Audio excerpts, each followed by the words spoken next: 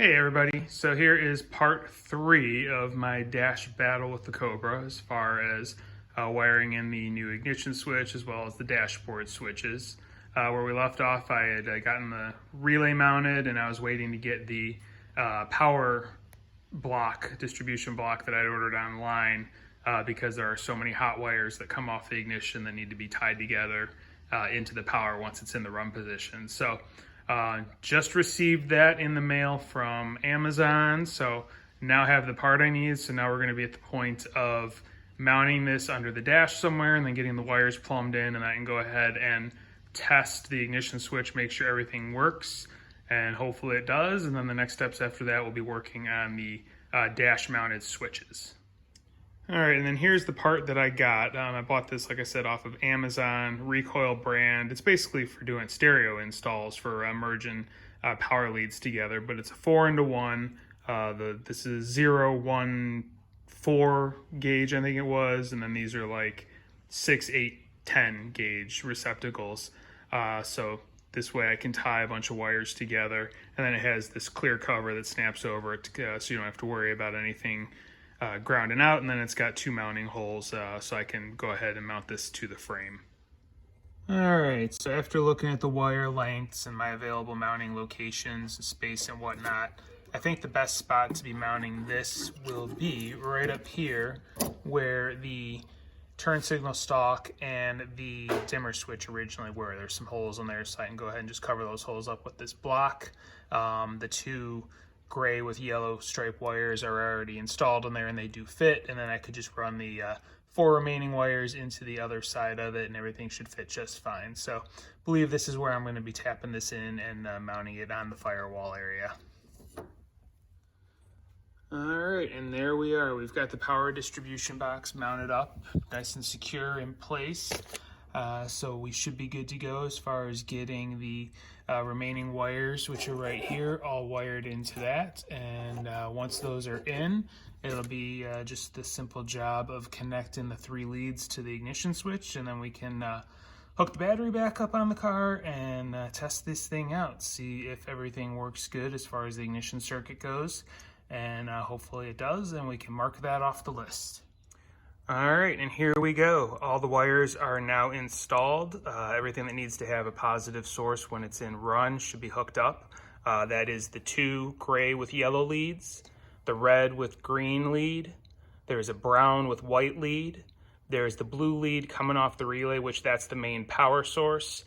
And then I also hooked up the black with green, which that would be your accessory lead if you're using a key switch that has accessory on it. So everything is now routed through the power block. One thing I did want to mention is I also used thread lock on the Allen heads because being that these are all hot leads, I do not want anything coming loose while we're driving in this car, which will probably have a tendency to vibrate pretty well. So everything should be good and tight. Checked all the leads, everything is in its space, and nothing should be coming out at this point. All right, so now it's time to hook up to the back of the ignition switch. So here we have the back of the Lucas switch. There are 3 terminals. They are labeled, it's hard to see in the video. The single blade is number 1, and that is going to be what goes to the starter solenoid trigger. Number 2 is right here. This is the run power. And then number 3 right here, this is the hot all the time. So this is what I'm going to hook the battery lead up to. So let's get this thing wired up. All right, and now I've got everything hooked back up. The 3 wires are hooked to the back of the ignition switch. I went ahead and plugged the battery in, or hooked the battery leads back up. So let's see if this is gonna work. Well, hopefully you can hear that, but that's the fan on. Everything clicked on. I don't see anything smoldering. This is a good sign. I think we have a win here. I'm not going to try and start it right now because I can't get my foot on the clutch, and I just really no need to. As long as it triggers run, I'm pretty happy with it. So I think we have a win with this. Next is going to be starting with moving these lights around before I put switches in. All right, so here we are. At this point, I have removed the red light that was in this hole.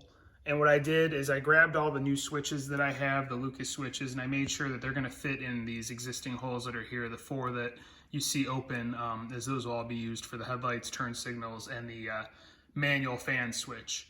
I also did a little bit of measuring and looking, and I started my first hole here. This is gonna be for the red light. I put the pilot hole through. I just need to open it up with a bigger drill bit. And I did take the red light. I went ahead and I got some aluminum polish, polished the trim on it because it was looking a little dingy. I also did test it on the battery because I've never seen that light up on this vehicle because it is wired into the check engine light MIL circuit, and there's the way the old ignition was and the way this ignition is, there's no test circuit for it that, you know, makes it turn on for the first 5 seconds or whatever to make sure the light's still working. So I've never seen it turn on before, so I wanted to make sure. So I did hook up both leads to the battery and it did light up, so I know it works. So yeah, the next steps are going to be just to open that hole up, and then I'll just need to run the wires over and get this thing hooked up, and then that part of this swap will be all set. All right, hole is drilled and the light is successfully mounted. So I've got that in place. So now we're going to look at the back side of this wiring mess and see what I have to extend here. So the first wire, this is going to be the trigger off of the ECU.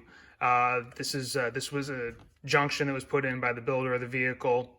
I did chase this red wire back. It's labeled check engine. Thankfully, a lot of the labels are still here from the prior owner. But I did chase it back, and it is properly wired here. There's a tan, and then there's a black with blue, light blue line. That is what this ties to. So the red comes through from there, and then comes around here, and this is what I'd snipped off previously. And then the power for this is right here, and it is actually just soldered in to the back of the voltage gauge. Right here. So I just need to tie these 2 wires into the back of the light here, make a few extensions, get everything crimped up, and we should be good to go. All right, and here we go. Here's the final result. I went ahead and on the red wire, I noticed a little bit of creeping death on the copper, some corrosion. This car did spend some years near the ocean, so I'm guessing a little salt in the air had gotten into some of this exposed wiring and was corroding it. So I cut it back to the point where it was good green wire.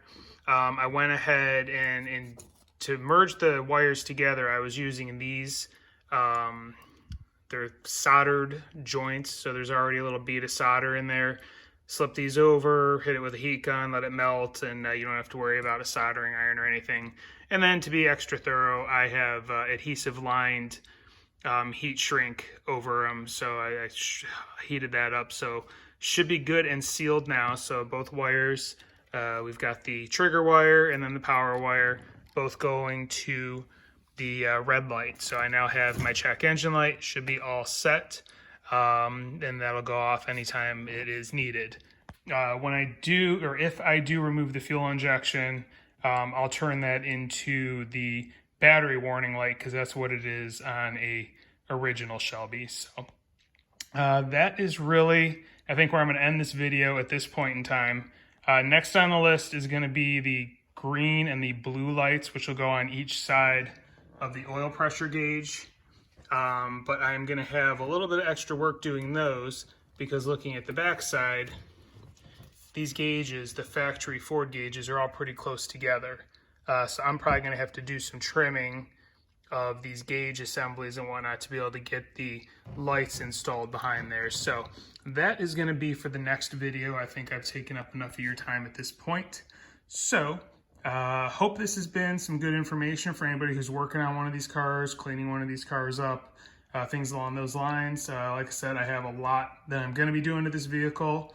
So if you're interested, or if you like what you see, you want to learn more about them, please like and subscribe. There will definitely be a lot more videos coming up here in the future. Thanks for watching. Have a great day.